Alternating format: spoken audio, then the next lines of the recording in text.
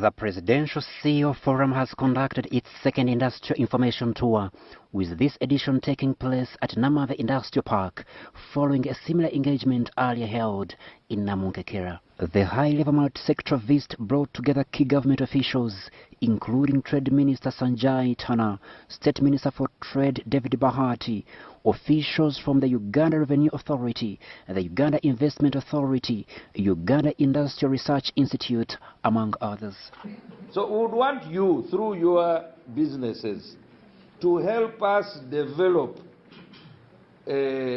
skills, and the President is already putting the infrastructure in place. We already have almost 20 skilling hubs. But if you allowed us to do it from here, work with you so that our people learn.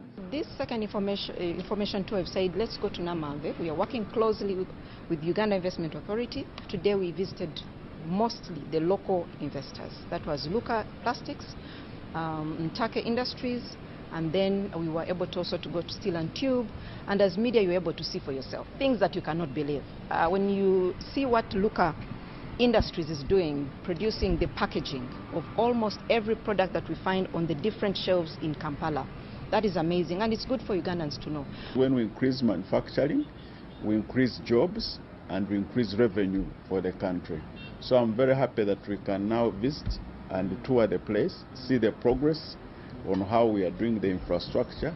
This Presidential CEO Forum second information tour of Namanve Industrial Park sought to understand the status of the industries in this park, assess the progress and the challenges they are currently facing.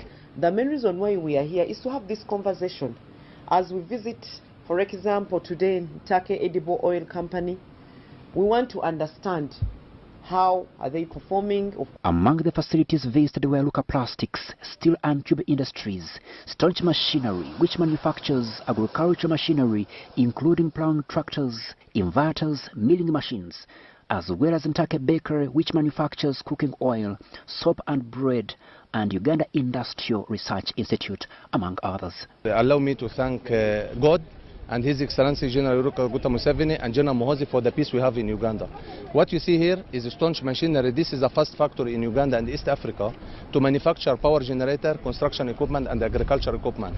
We have been buying this item from Lebanon and supplying to East Africa, but now we are manufacturing in Uganda, supplying East Africa and West Africa. And so for us, it's really being able to plug into the vision of this country, that is industrialization, that is building the national development agenda, but also being able to help them to speak to the how. How are we in position to complement each other and be able to achieve that goal? Your legacy should not be Steel and Tube.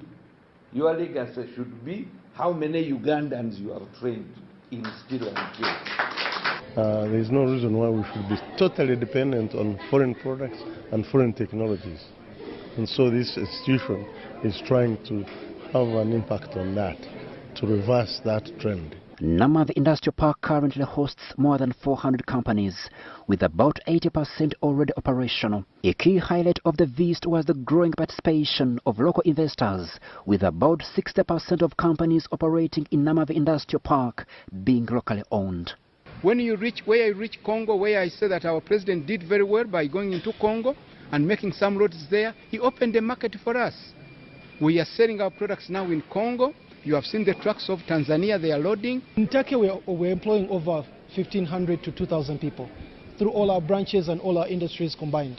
However, investors raised concerns over challenges affecting operations, including poor internal road infrastructure, unreliable electricity supply, and delays in obtaining approvals. They called for urgent government intervention to address these constraints. We really ask the government to work on the roads. The electricity is not also good. Stakeholders say addressing these challenges will be critical in strengthening Uganda's manufacturing sector and positioning industrial parks as engines of economic transformation. Crispus Arinitwe reporting for UBC.